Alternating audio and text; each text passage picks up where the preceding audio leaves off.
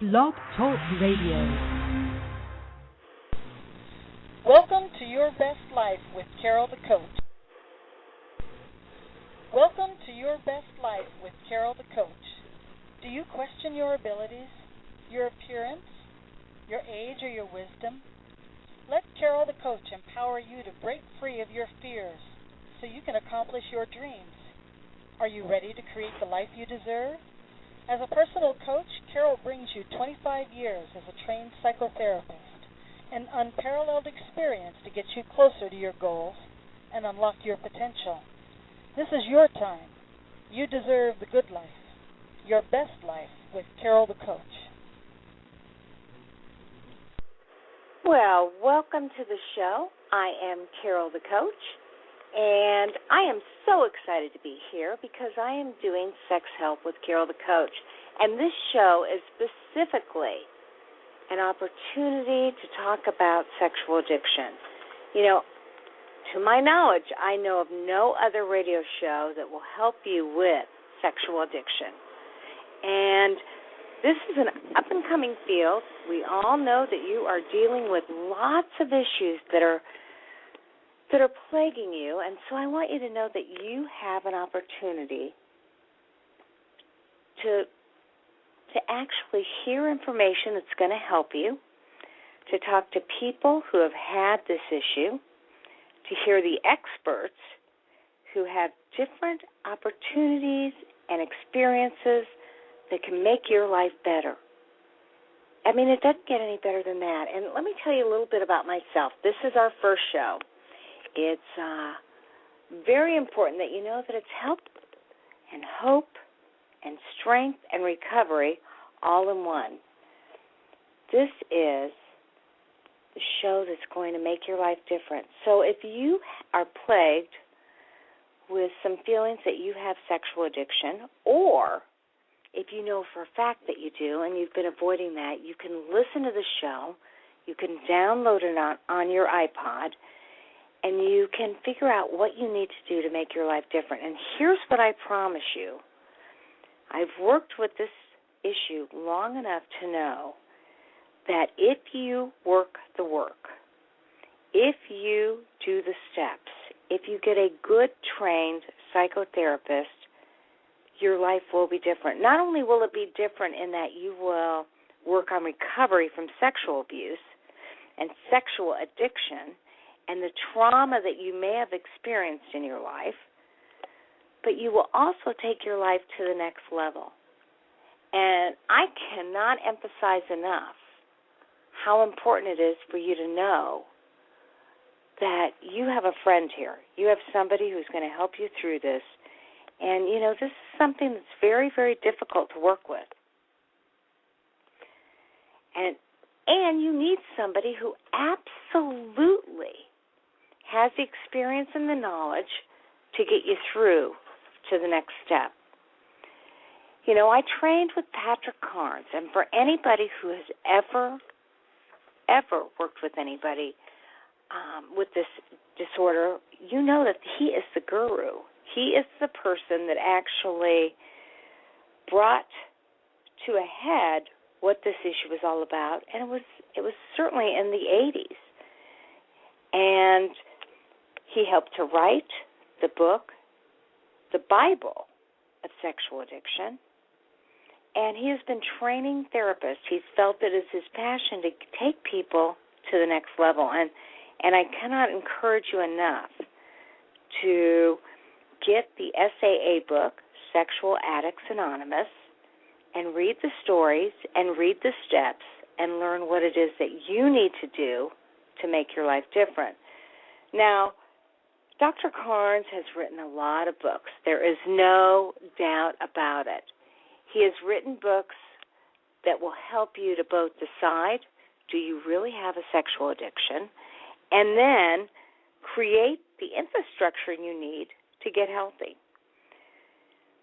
I'll just give you a little background on me, because clearly I have been doing psychotherapy for 32 years and have loved every minute of it. And about 10 years ago, I decided to be a coach. I was going to help take people to their next potential. But in the meantime, I started working with a lot of kids who really, they were having a lot of confusion about how to behave and who they were. And it was sexual in nature. I mean, they were doing sexting.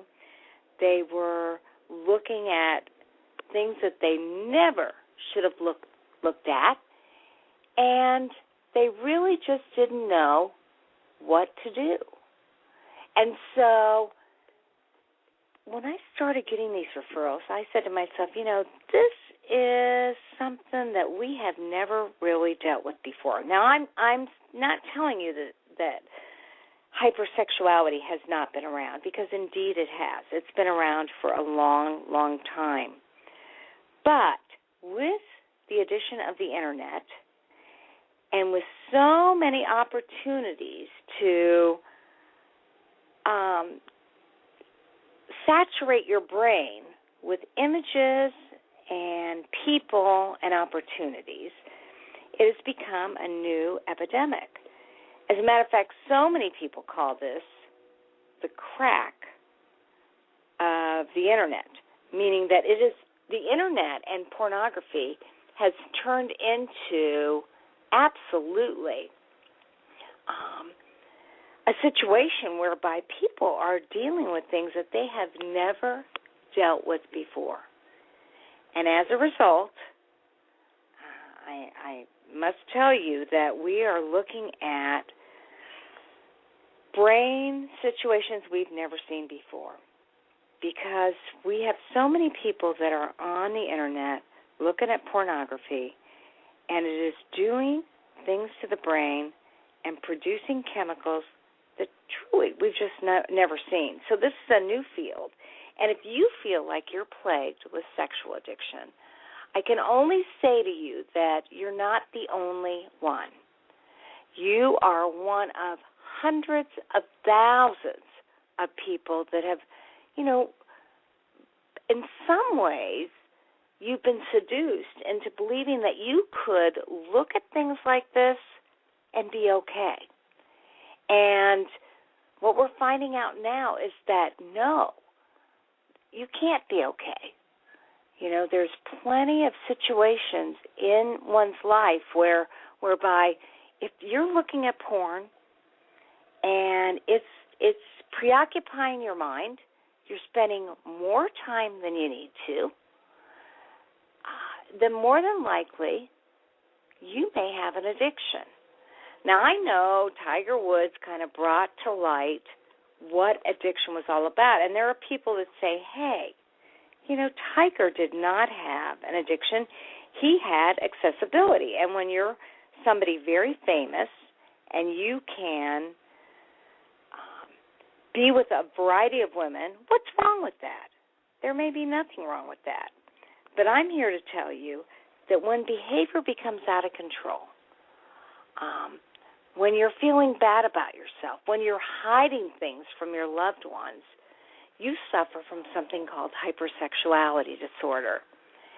And sexual addiction is an addiction.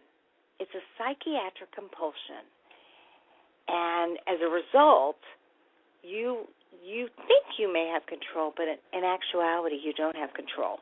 So let's just talk for a second about what is sexual addiction.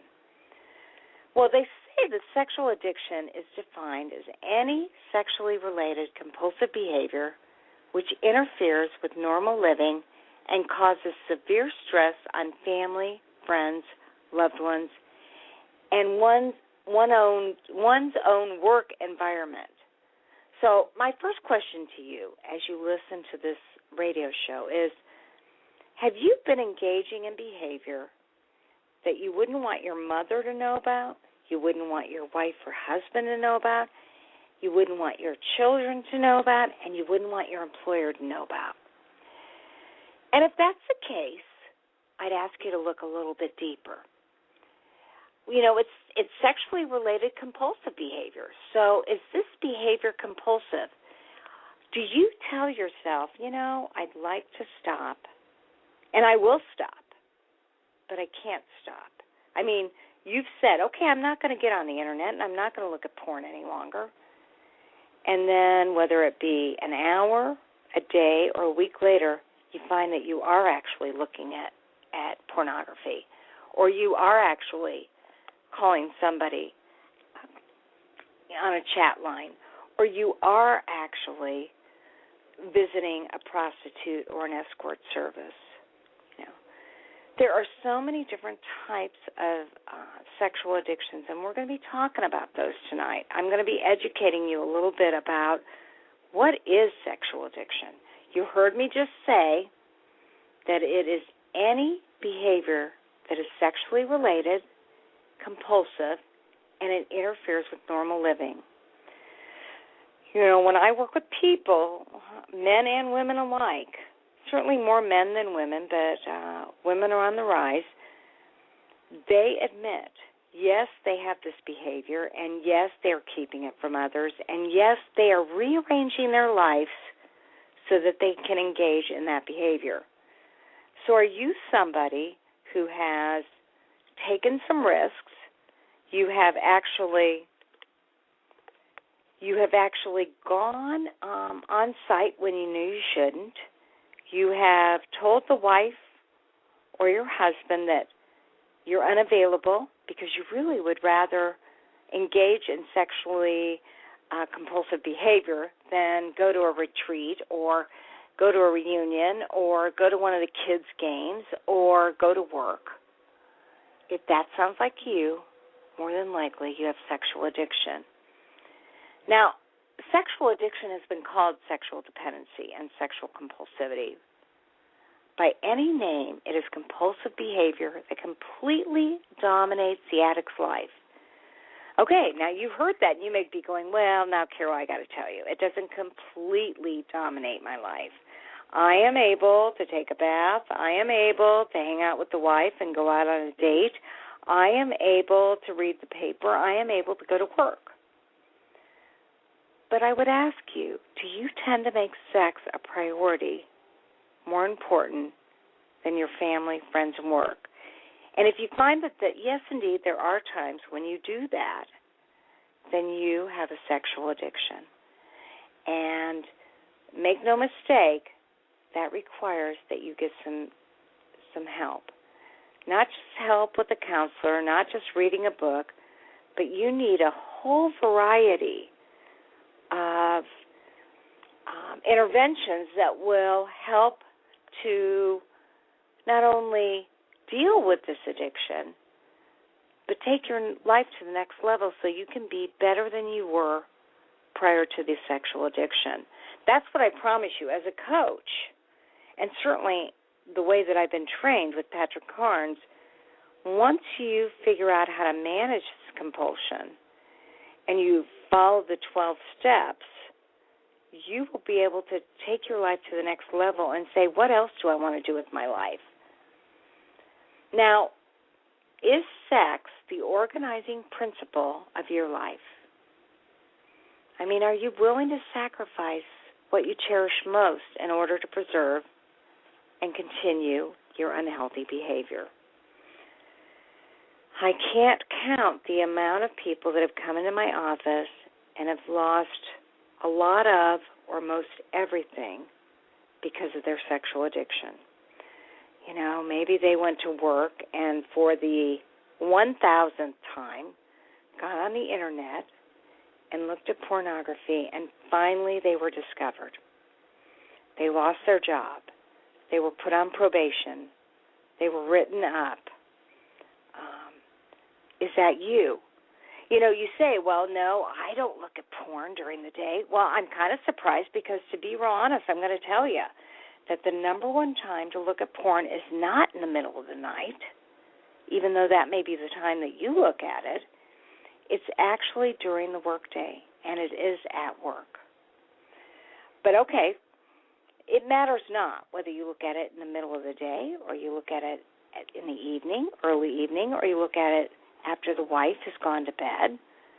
What matters is that you sneak around and have this obsessive-compulsive behavior that takes control of your life. And actually, you find that you're willing to sacrifice everything you cherish to preserve and continue this unhealthy behavior. Now, you may say, well, I'm not absolutely sacrificing everything. And I get that, because you know what? Addiction is on a continuum. And you may start out with recreational use or social use, and then there may be abuse, there may be dependence, and then that moves into sexual addiction. So you may fall anywhere on that continuum. All I can say is that I'm so happy that you're listening to the show and you're willing to get the help that you need. Because I cannot emphasize enough, this may be the start of the new and improved you. You know, if I can help you to break through that denial and you can admit that you have a problem, we've started a process by which you can get the help you need. And you can turn that unhealthy behavior into healthy behavior. And that's what really recovery is all about. It's not only changing that unhealthy behavior into healthy behavior, but it is absolutely taking your life and saying, you know what, I'm going to contribute. I'm going to make a difference. I am going to be the man or the woman that I was meant to be.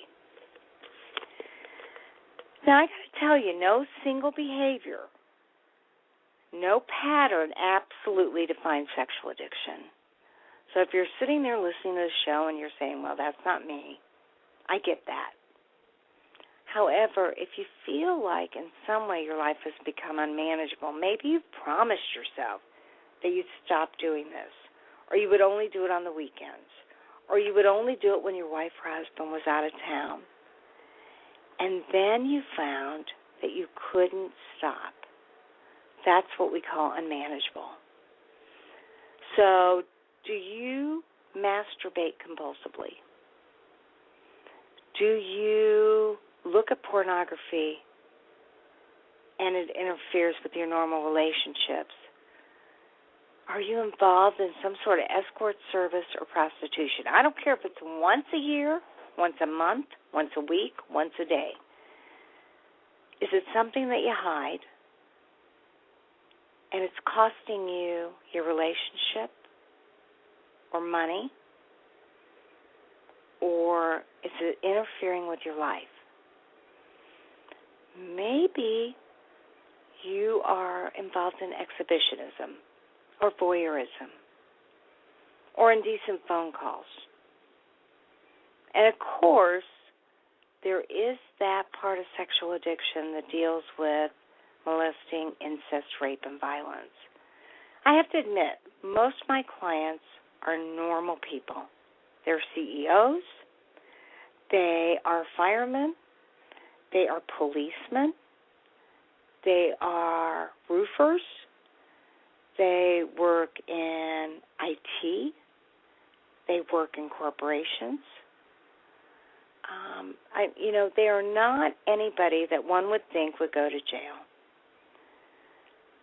But they have delved into a behavior that is going to get them in trouble. And that's what I promise you. As much as I'd hate to tell you this behavior is and will get you into trouble.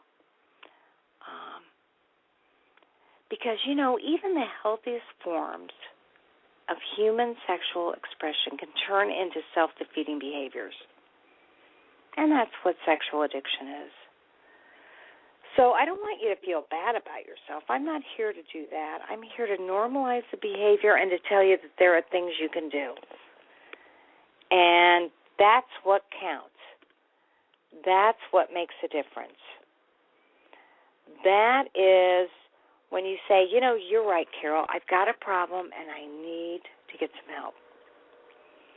Now, I'm a big believer in when you have a specialized problem, you need to go to a specialist. And I've spent $10,000 and 10,000 hours training with one of the best. And it's through the School of ITAP. And ITAP is the International Institute of Trauma and Addiction Professionals. It was started by Patrick Carnes. And one of the things that we know about sexual addiction is that rarely does it occur in and of itself. There's usually another addiction. There's alcoholism, there's drug abuse, there's a gambling disorder, an eating disorder. There's even workaholism. There's some other compulsion that one is engaged in that merges or fuses with the sexual addiction.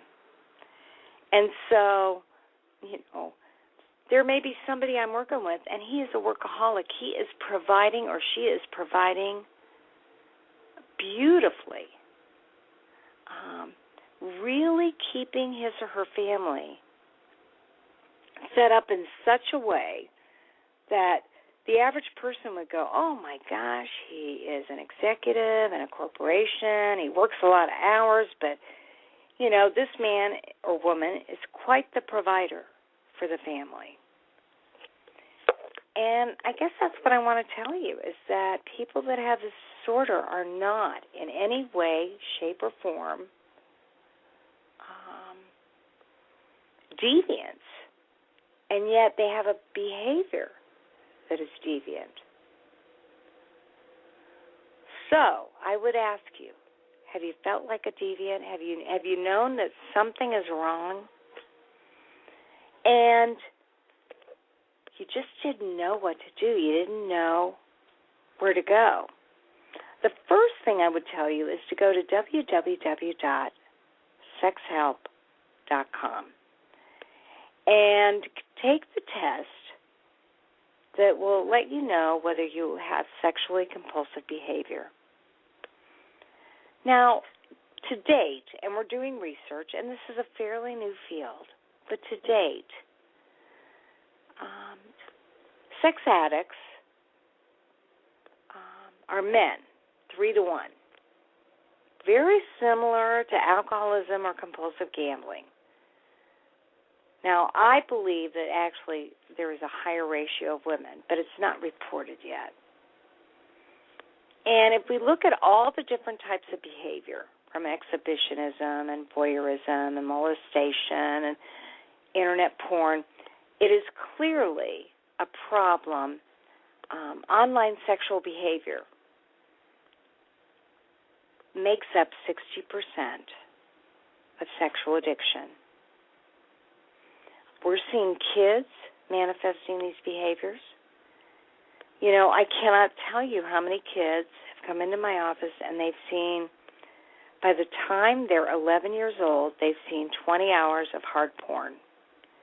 Either because their mother and father were viewing it and it popped up, and of course out of curiosity they had to look at it. And since kids are so much better at navigating the internet than we are, they figure out very clearly how to get to more porn sites. Or they're hanging out with their buddies or their girlfriends, and together they're watching things that young children should never have to see. It's imprinting their brains. It's teaching them the wrong message about sexuality. And it is truly forming a new type of sexuality that we're going to have to unlearn. And so this show is going to talk to you about neuropsychology.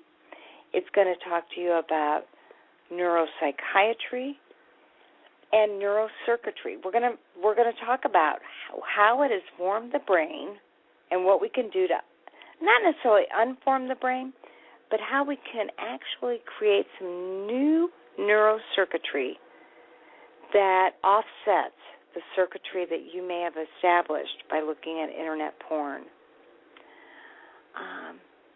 87% of all sex addicts report having other addictions. So, again, what we've got to do is take a look at what are the other areas of your life that may need some work. there's no doubt that if you're a sex addict, there's a high percentage that you came from a family that had addictions. Okay, now, if you're like me, I say to myself, okay, most families have addictions in it, and I would agree with that. However, what we know about people who have had trauma in their life is that oftentimes when they've experienced trauma, they reenact the trauma. And so some of your behavior, if you've experienced trauma, may actually be a reenactment of what you experienced. And that can be so difficult. That's why you need a trained specialist. You need a certified sexual addictions therapist. And how the heck do you find one of those? Well, obviously I'm one of those, or I wouldn't be having this show. And you can get on that website, www.sexhelp.com, and you can find out certified sexual addiction therapists in your state. And if there isn't anybody in your state, because certainly we're dealing with this not only statewide, but in other countries, that is the beauty of Skype. You know, I cannot tell you how many people I have Skyped and worked with face-to-face who is actually working a recovery model that Dr. Patrick Carnes established. And, you know, they have nobody in their town that even does therapy, let alone sex addiction therapy. So, you know, that's where the Internet has been very, very helpful. Now, unfortunately, people with sexual addiction typically come from rigid, disengaged, inflexible families. And abuse 100% appears to be a contributing factor. We know that if you have sexual addiction, you may have experienced physical abuse, sexual abuse, and emotional abuse. Now, if you're into internet porn and you've had no trauma in your childhood, this does not apply to you. However, if you have participated in many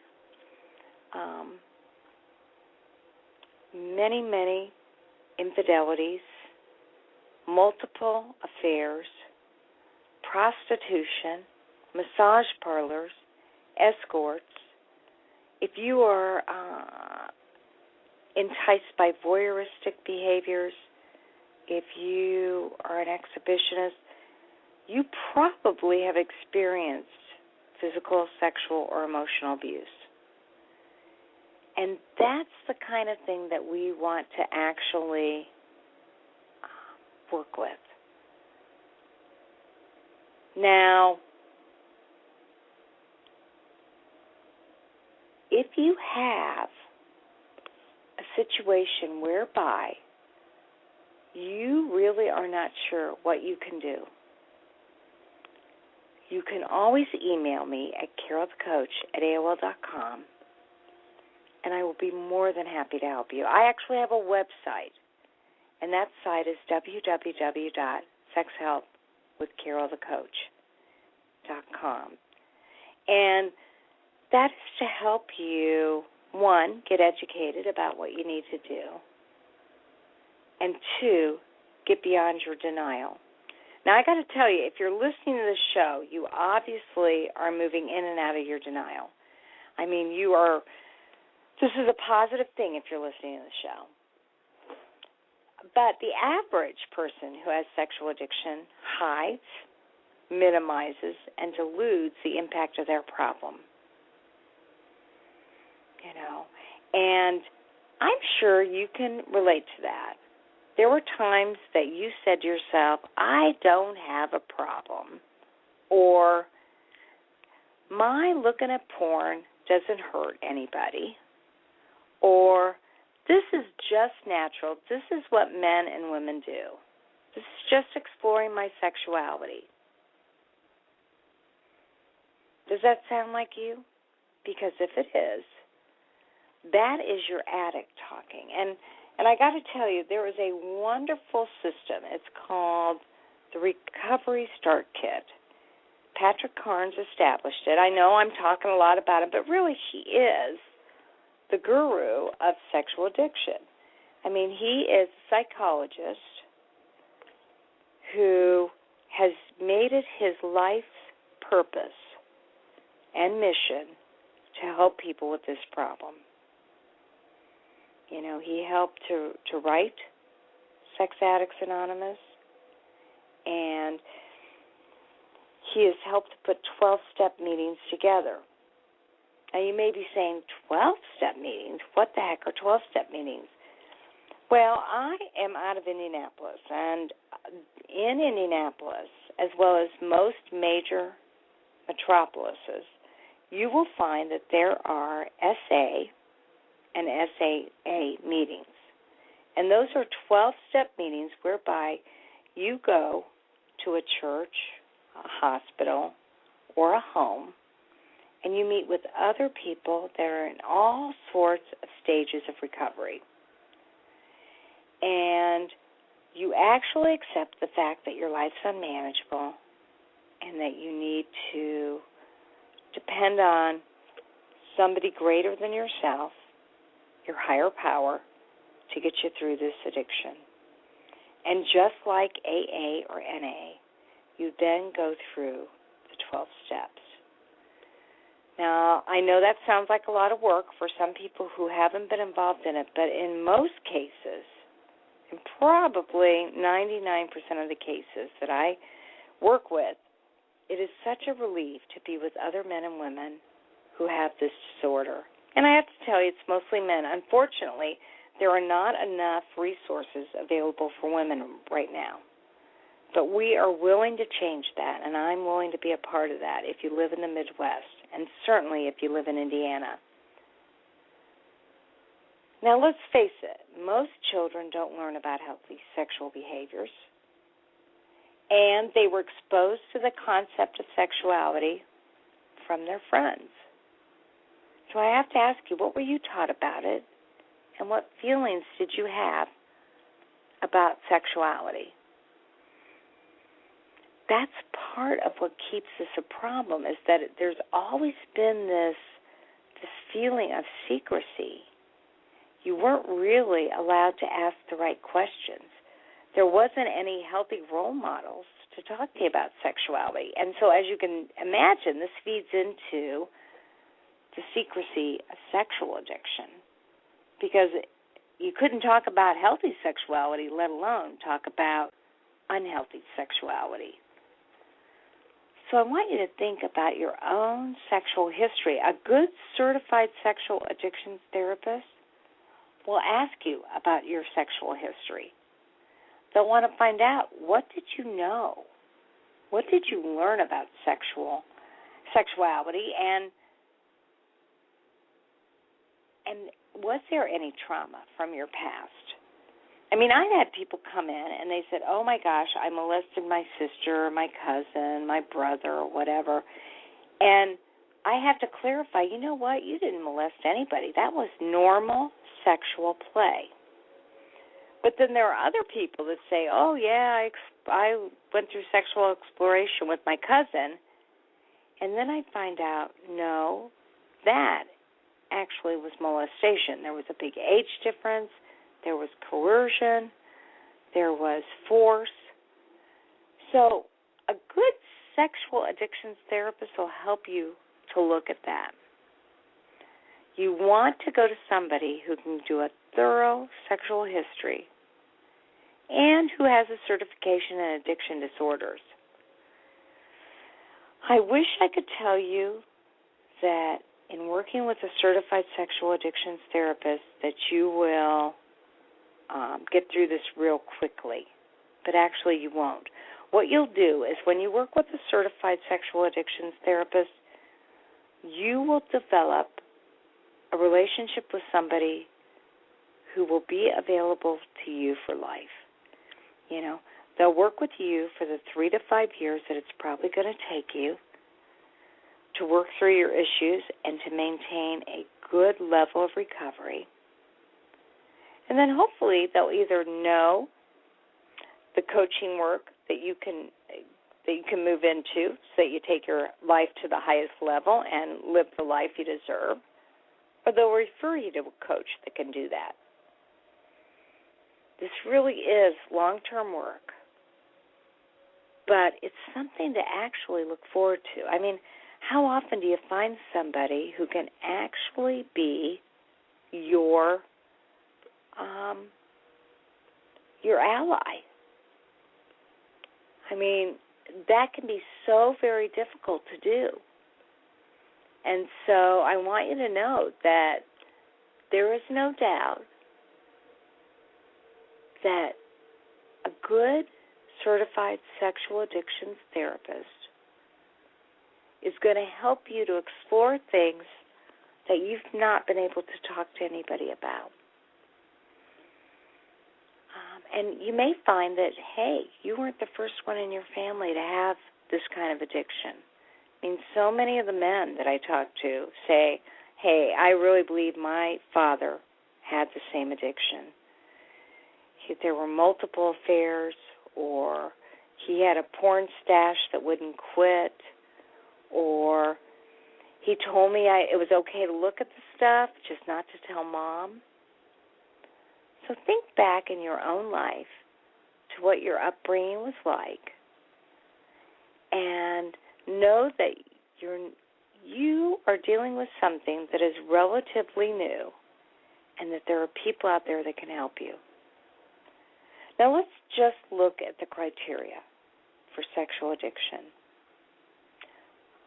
Is there loss of control? Now, by loss of control, I mean, is there clear behavior in which you do more in terms of the addictive behavior than you intend or want? Are you on the Internet longer than you'd like to be? Have you said no to escort services and found yourself being in another city and looking that up? That is the kind of behavior that you need to look at. Have you told yourself, no, I'm not going to get on my phone and during the break look at some Internet porn, and then you did?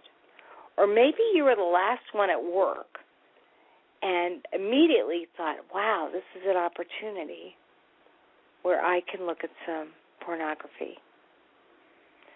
So in other words, does the behavior appear compulsive? Is it out of control? And has it gotten worse over time?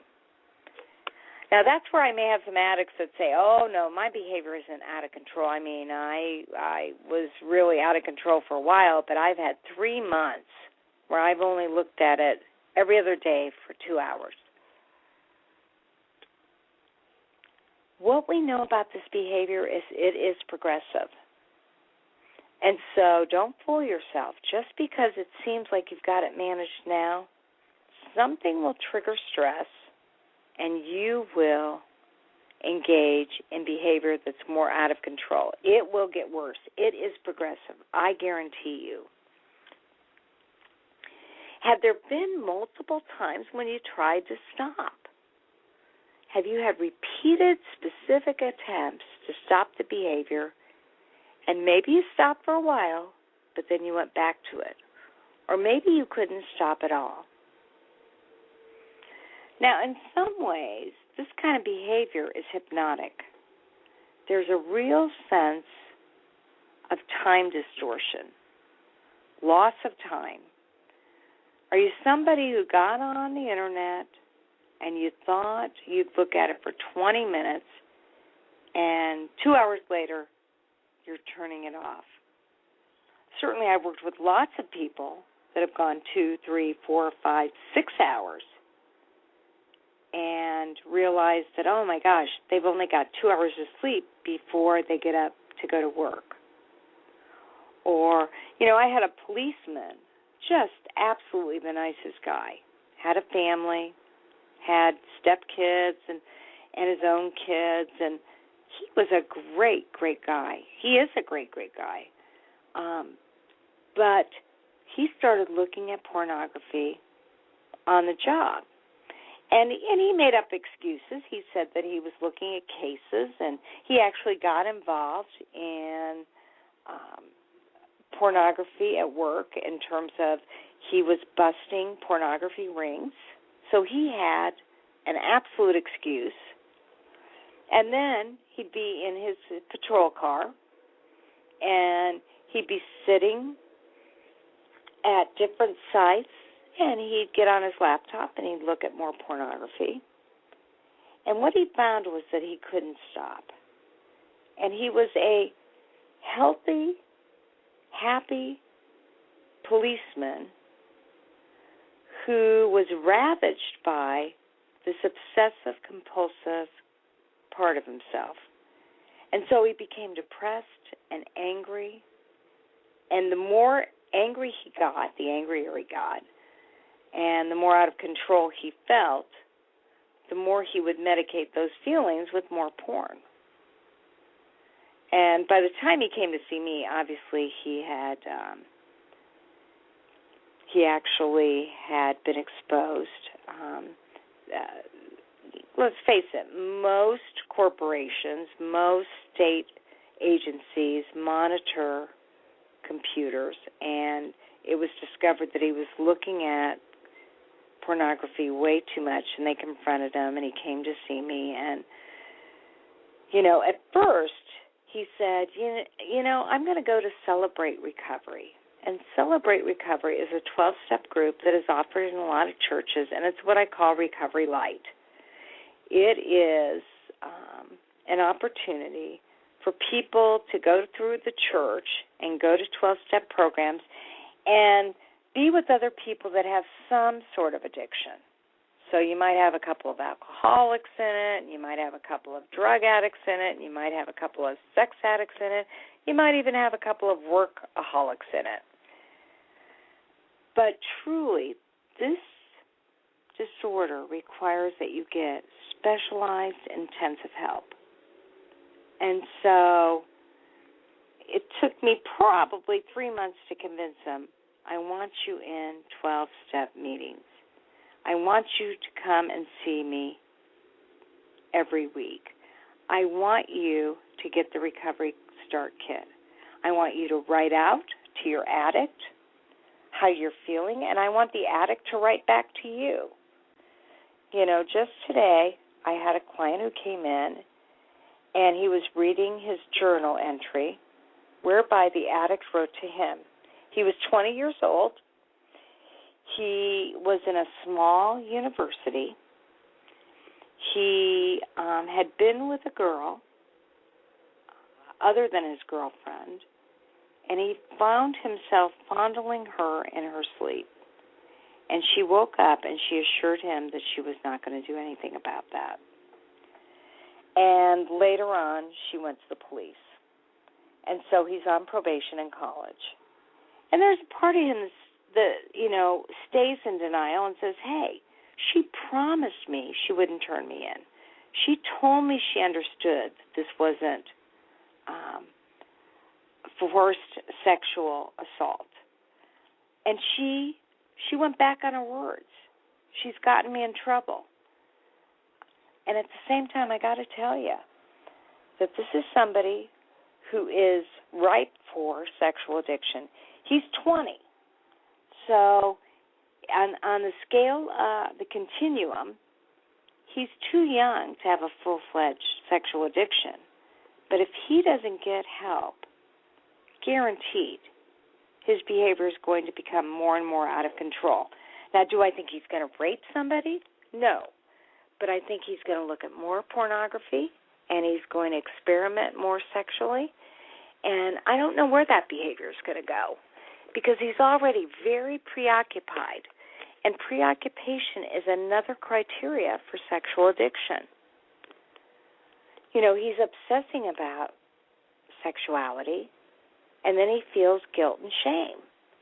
And when you have that formula where somebody is obsessing about things and then feeling more guilt and shame, that in and of itself can be a problem.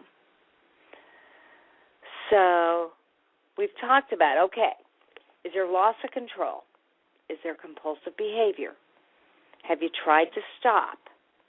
Has there been loss of time?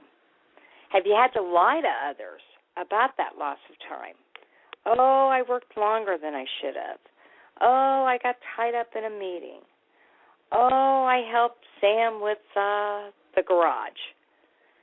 Oh, is there more preoccupation? You can't get away from it. And, of course, when there are all these things, then there's inability to fulfill obligations.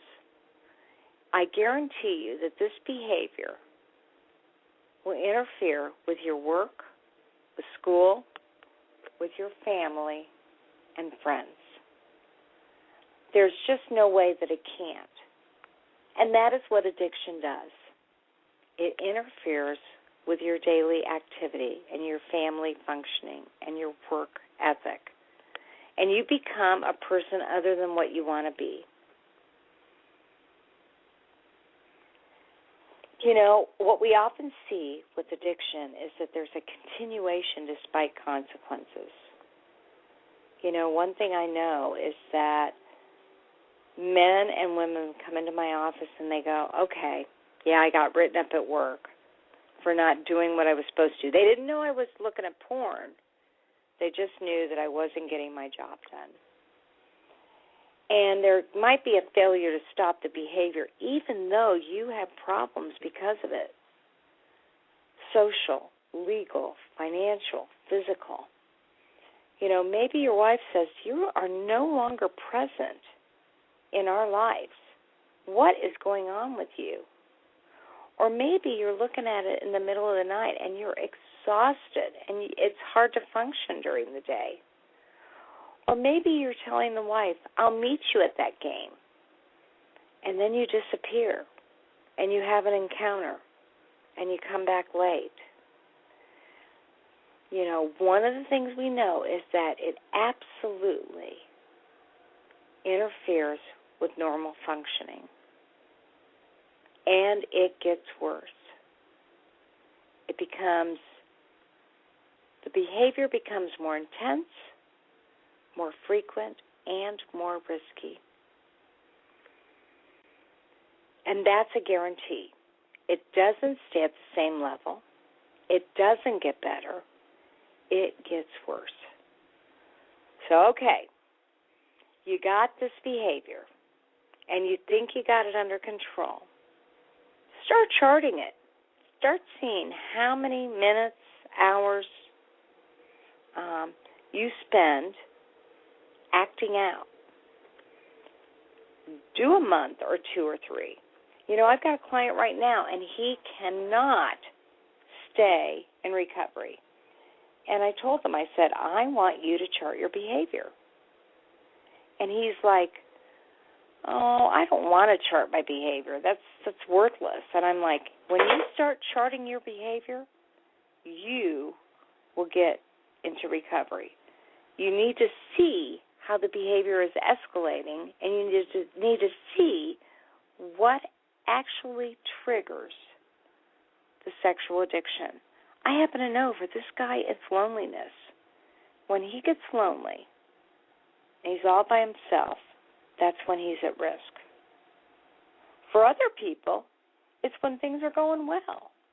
When life is good, they celebrate with an encounter, with acting out, with sexual addiction.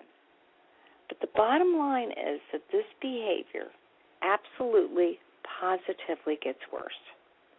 And so I really want you, if you don't think that's you, I want you to be able to chart the behavior, get a calendar, and then check out how many minutes you spend looking at porn, being away from the house, being with other people, and watch and see if it doesn't actually increase. And that includes your texting, your sexting, your phone calls, your pornography, your watching videos, your escort services, your massages, your prostitution. Now, you may go, oh, I've never been to a prostitute in my life, and I never would. Okay, so mark that one off the list. But what is it that you do? Because I guarantee you, not only does it escalate, but you end up losing. You end up limiting, and you end up sacrificing valued parts of your life. You no longer have the same hobbies. You don't have the family relationships that you did. You don't have the same worth ethics that you always had before. It creates losses. That's what sexual addiction is about. That's what all addiction is about, is losses. So again, I would encourage you to take a look at that and to be honest with yourself. Now, there's always been this debate about sexual addiction because so many people say sexual addiction is about bad behavior. It is not about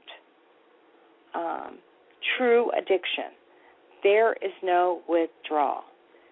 Nobody goes into DTs like they do if they're using drugs or they're doing alcohol.